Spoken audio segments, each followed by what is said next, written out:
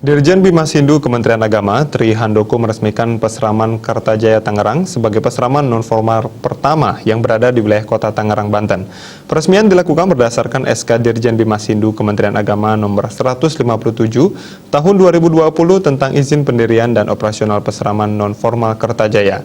Diresmikannya pesraman non-formal Kertajaya Tangerang diharapkan bisa memberikan kontribusi dalam meningkatkan pendidikan umat Hindu, khususnya di sektor non-formal.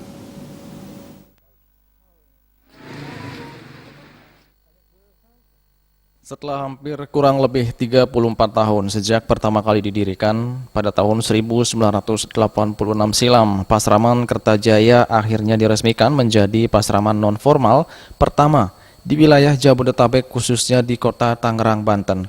Peresmian dilakukan oleh Dirjen Bimas Hindu Kementerian Agama Tri Handoko Seto pada Minggu 31 Januari 2021, disaksikan Wakil Wali Kota Tangerang beserta Kabid Pendidikan Non-Formal Kota Tangerang, PHDI Provinsi Banten, PHDI Kota Tangerang, serta segenap tokoh masyarakat Hindu Tangerang.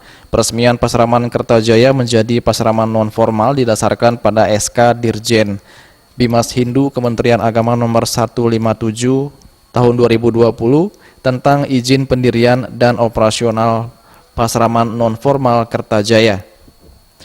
Ditemui usai meresmikan Pasraman non-formal Kertajaya, Dirjen Bimas Hindu Tri Handoko Seto mengatakan pasraman memiliki peran strategis dalam meningkatkan kualitas SDM Hindu. Ia berharap pasraman non-formal Kertajaya nantinya bisa memberikan kontribusi dan berpartisipasi dalam meningkatkan pendidikan umat Hindu di sektor non-formal. Untuk itu ia pun mendorong seluruh pasraman yang ada di seluruh Indonesia untuk meningkatkan statusnya. Ia pun berjanji pihaknya akan memfasilitasi dari aspek regulasi serta mendukung kebutuhan operasional lainnya. Pasraman non-formal ini diharapkan ikut berpartisipasi dalam meningkatkan pendidikan umat Hindu di sektor non-formal.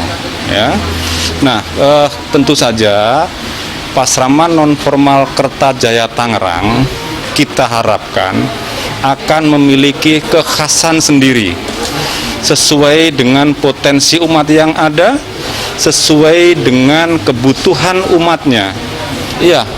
Kita tentu saja Direktorat Jenderal Bimas Hindu mendorong pasraman-pasraman untuk semakin meningkatkan statusnya.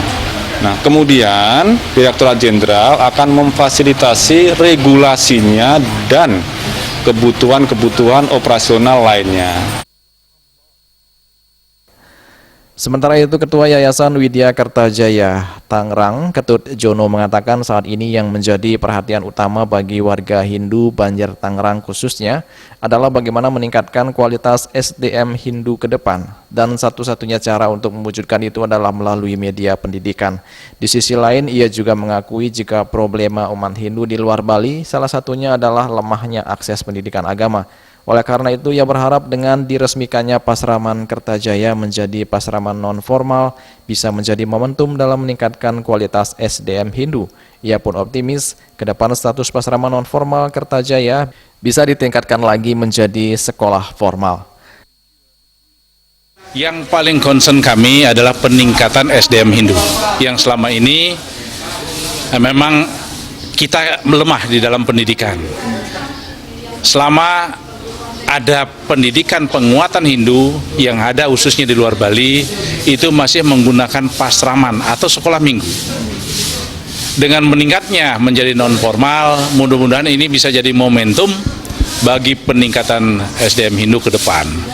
Dan Astungkara, Bapak Dirjen langsung meresmikan datang ke Puro Kertajaya Tangerang di Pasraman Kertajaya pada hari ini.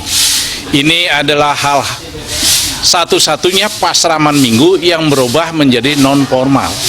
Dan saya dari yayasan berharap di dalam beberapa tahun kita akan harus berjuang menjadikan sekolah formal untuk agama Hindu. Dari Jakarta, Juli Suwarte dan Ketut Sumadiase melaporkan.